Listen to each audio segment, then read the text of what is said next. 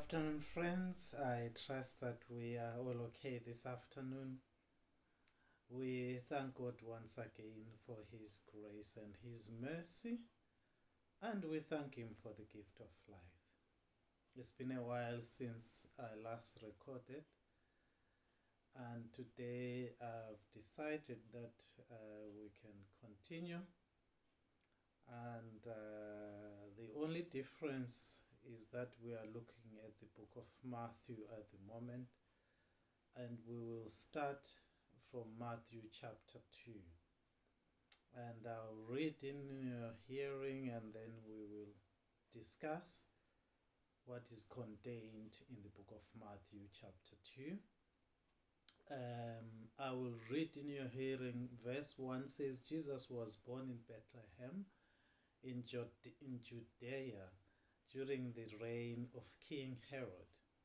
About that time, some wise men from eastern islands arrived in Jerusalem, asking, "Where is the newborn King of Jews?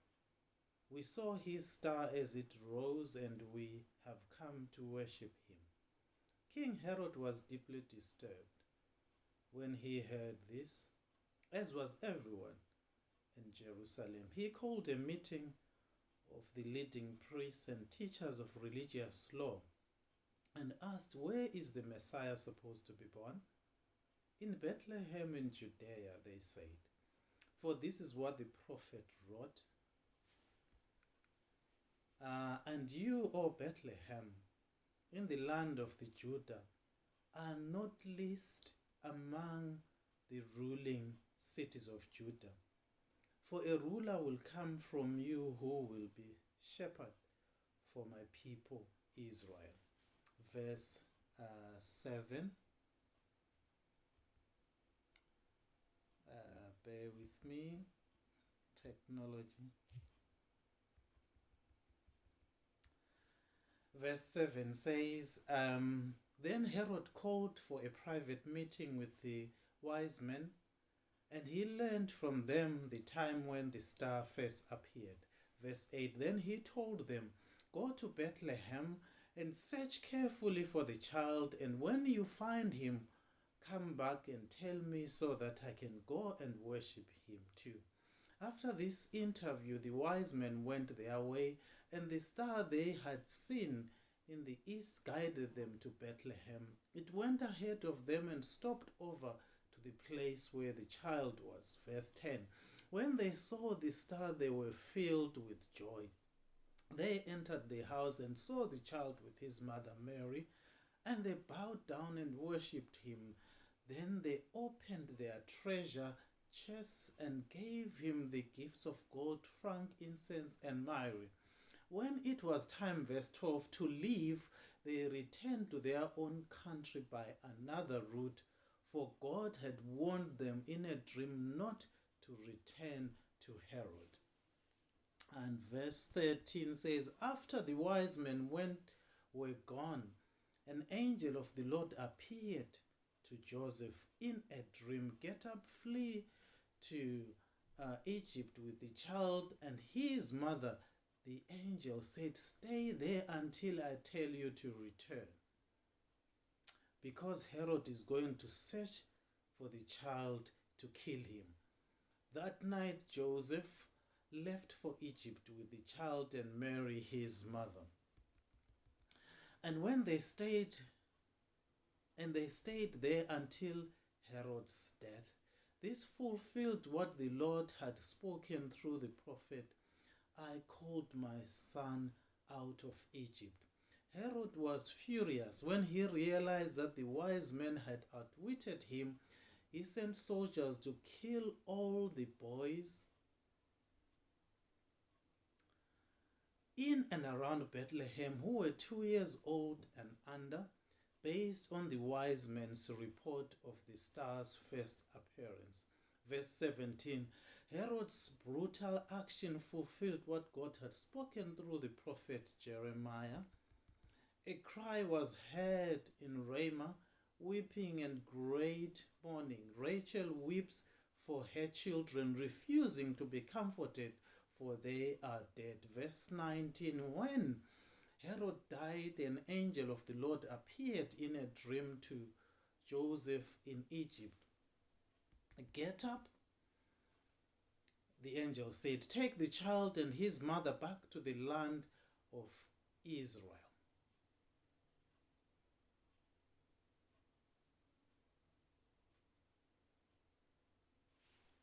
Back to the land of Israel.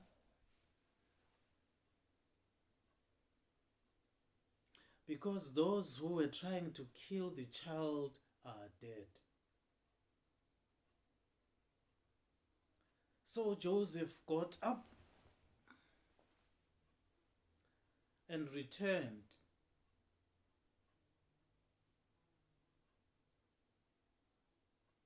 to the land of Israel with Jesus and his mother.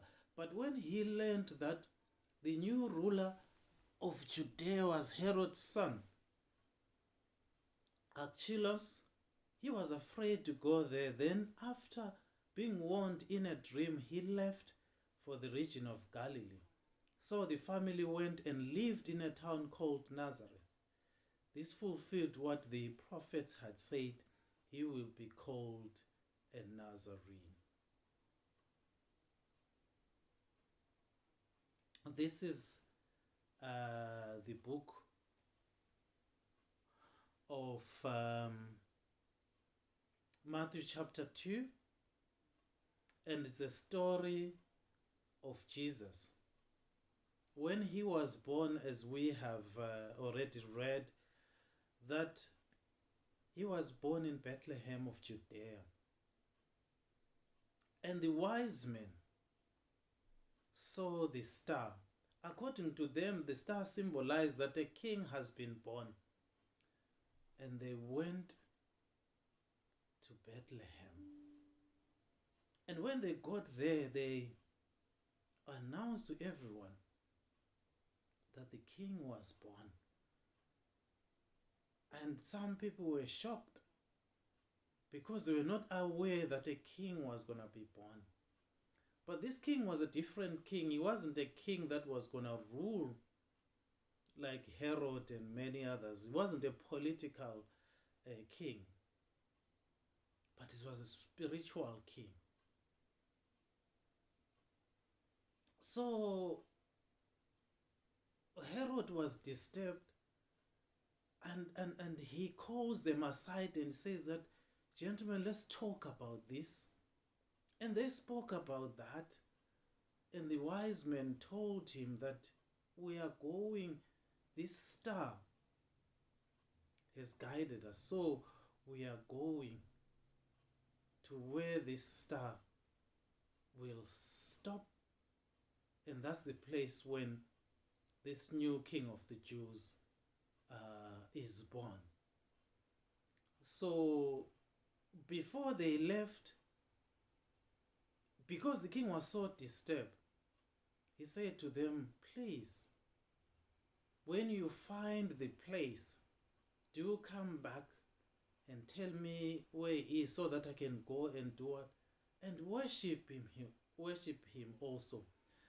And after they had gone, we know that he called people around and then asked them about this new king, where he was going to be born. They gave him the information that he needed. And as we have read the story through, we realize that when he said to the wise men, I want to go and worship him, that was not his intention to worship him, but he wanted to kill him. As we have seen that he ended up killing all the children that were 2 years and under, after he realized that the wise men had used another way to go back to their country. So this shows how cunning people can be. He pretended as if he wanted to worship Jesus, yet he wanted to kill him. And we live in a world where there is so much deception, where people will say one thing and do another. It's a world that we live in. Herod was just doing what the world is doing, even in our time. People will deceive you and say one thing and do another thing. But God will always fight for his people. God fought for his son Jesus Christ, who was almost killed because Herod was so disturbed by his presence, so much that unsettled him, and he wanted to kill him. And as we look at the story, God comes to Joseph and Mary, Jesus' parents. He says to them, leave and go to Egypt, because Herod wants to kill the child. So they did not hesitate. They went by night to Egypt. And Egypt became their sanctuary. They stayed in Egypt until Herod died. They only came back when God told them that Herod had died, so you can go back. And when they got back, they did not go to Bethlehem because Herod's son was the one who was ruling. They ended up settling in a town called Nazareth. And this fulfilled the prophet's words, which say that he will be called a Nazarene. God is in control of things. And those that worship him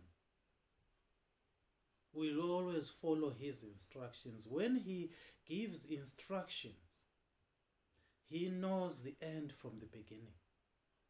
So when he gives the instructions, let's follow them as God's children, because God wants to protect us. God has given us this treasure in his word. He wants us to share it with other people.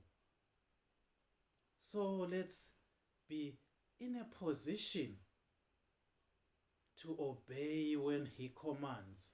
When he gives instructions, let's not doubt them, but let's all take them seriously and act according to the instructions. The wise men, when God had spoken to them in a dream and said that don't go back the way that you came, because Herod doesn't have good intentions about the baby, use the other way. They obeyed, they used the other way.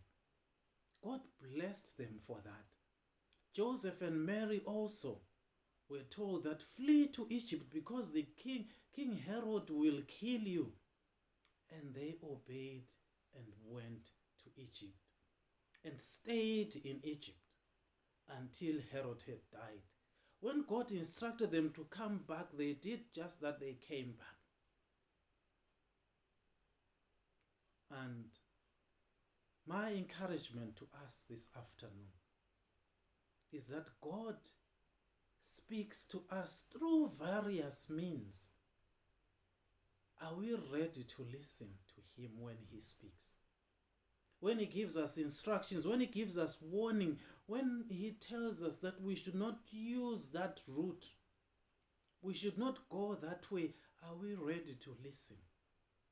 My encouragement to you and to myself is that let's be children, God's children that obey his commands. When he gives instructions, let's follow, because he knows the end from the beginning. He is in control of things. He knows what will happen tomorrow. So if we want to if as God's children, if we want to live according to His purpose, if we want to live according to what He wants us to do, we have to be obedient children. And He will bless us for being obedient. May God bless us as we think about this story of Jesus in Matthew chapter 2. Let's be ready to obey. Just like the wise men, just like Mary and Joseph, let's obey. And by obeying God, God will bless us. May God bless us. And I hope we have learned something from this passage. And may God keep us safe until we meet again.